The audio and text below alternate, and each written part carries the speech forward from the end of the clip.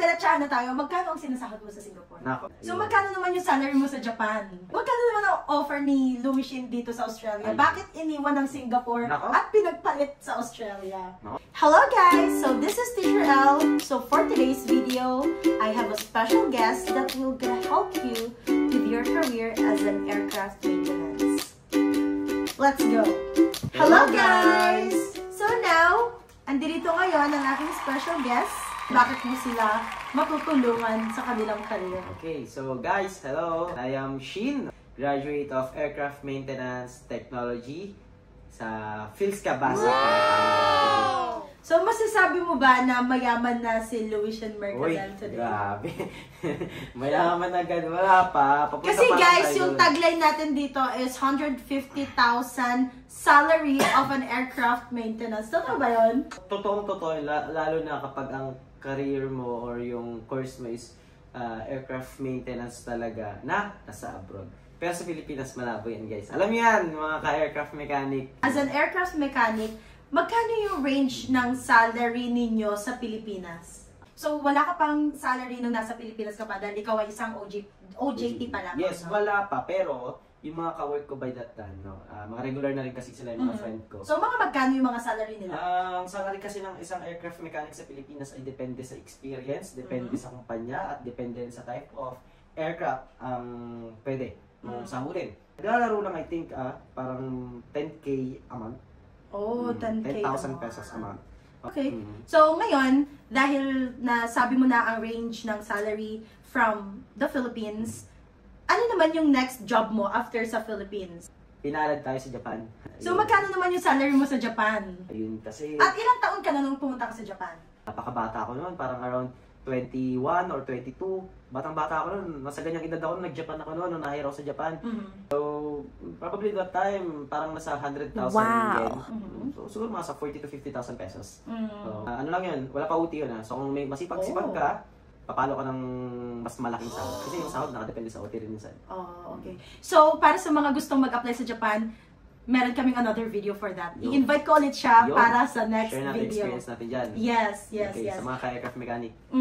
Okay, so kung sa Japan, pumapalo ka ng 40 to 50,000, depende sa palitan ng yen. Palitan ko pumunta ka ng Singapore, And obviously, sa Singapore ako sumunod. Yes! Singapore ako sumunod. Okay. So, syempre, diretsahan na tayo. Magkano ang sinasahod mo sa Singapore? Nako.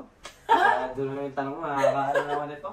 So, wag mo na lang isama yung OT, ang pinaka-basic pay mo na lang ang sasabihin mo. Ano yung range ng salary ng aircraft maintenance sa Singapore? Okay. So, sa basic pay siguro probably ngayong 2025 siguro nasa 130 ang minimum. 130. Yes. Okay. Huwag na lang tayo maglagay ng maximum kasi talagang sumusobra yan eh. Sa Singapore, talagang nakadepende yung rate ng salary mo sa age mo. So, kung starter ka pa lang sa Singapore but your age is, for example, 30 years old, your starting salary will be like above minimum. So, yeah, the minimum of the pass holder there is 130,000. Actually, depende rin sa pass pala. Depende siya sa pass. Okay. Okay, so ngayon, sa Pilipinas, sa Singapore, sa Japan, and again, nasan ka ba ngayon? Sana tayo? Nasa Australia. Yes! Finally! Magkano naman ang offer ni Louis Shin dito sa Australia? Bakit iniwan ng Singapore at pinagpalit sa Australia? Magalit si mama nito. Malalaman ni mama. Ano sabi nung magkano salary ko sa Singapore? So, ganito lang gagawin natin. Times 3 or times 4 ng sahod ko sa Singapore. Wow! Ang yaman! Tapos, in 1 week, 4 days lang ang trabaho. Monday to Thursday lang. Out 4 p.m. Tapos, sa benefits, panalo. So, for further details, magagawa din kami ng another video for that.